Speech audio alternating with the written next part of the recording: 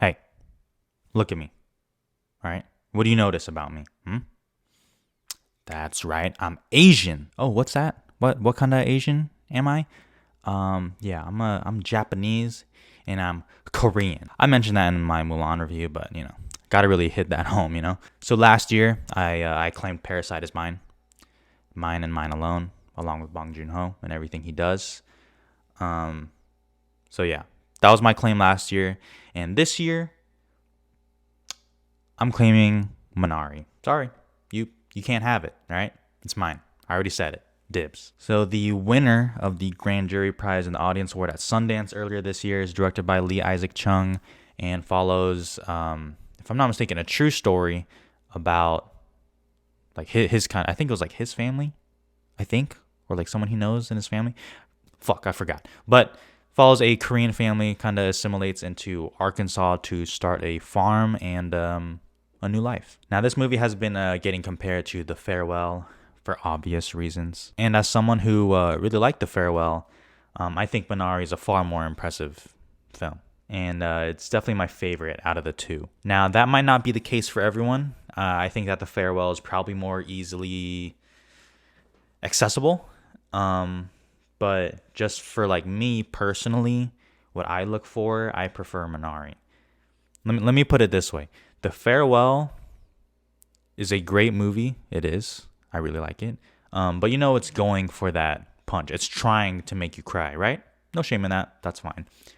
Minari gave me kind of like the same emotions, or I was just as emotional without it like really like going for it.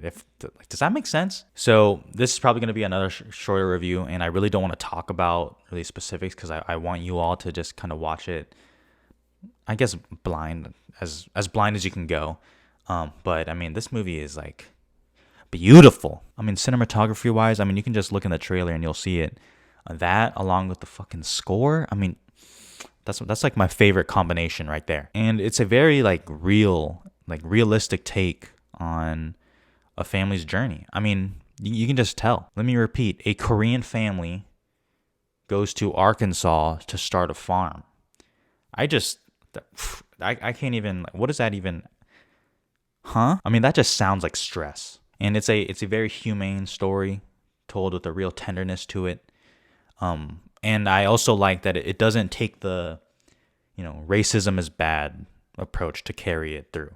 When you think of a movie like an Asian family goes to somewhere in America, I feel like a lot of people would just be like, all right, they're gonna get hit with the most racist shit and they're gonna have to overcome it, whatever, which I guess is fine.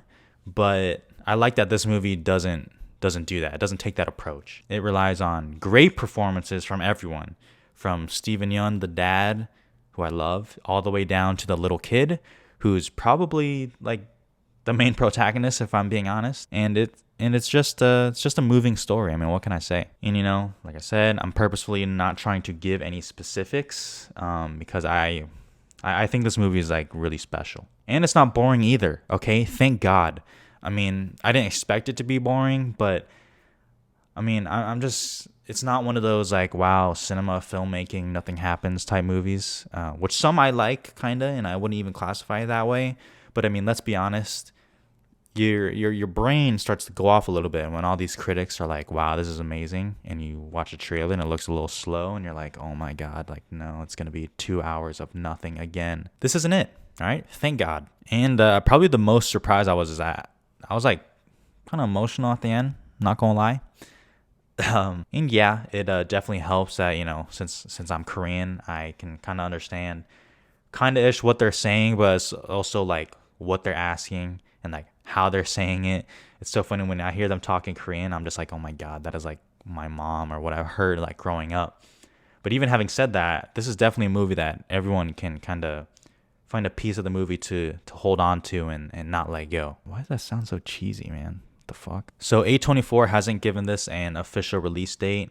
So it might come out in 2020, or it might come out early 2021 because the Oscar eligibility was extended.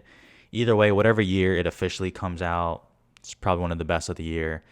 I'm gonna give it, I don't know, 4.5 stars. I can't wait till we watch it and see maybe if it can go up. As far as Oscar chances go, this feels like this has a shot in a lot, but I also don't think it's a lock in anything either. So it definitely has a chance at picture. A long shot for a director. I guess they're campaigning Steven Yeun as best actor, which is weird because I think he should be supporting, but whatever, he has a chance either way. Screenplay feels good. Score feels solid, maybe. Maybe some cinematography. So, nothing's really guaranteed, but it has a good shot. And because I think it's a more well-rounded movie, I think it has a shot. I would love for a movie like this to be honored at the Oscars, or recognized at least. Especially after shutting out The Farewell last year. What the fuck was that? Not even a screenplay? You gave 1917 a screenplay nomination over The Farewell? That just doesn't make any fucking sense. Bitch, you crazy. All right, well, I'm not going to stop rambling. Thank you guys for watching. Thank you for subscribing. Please take care. Stay safe. And, yeah, bye.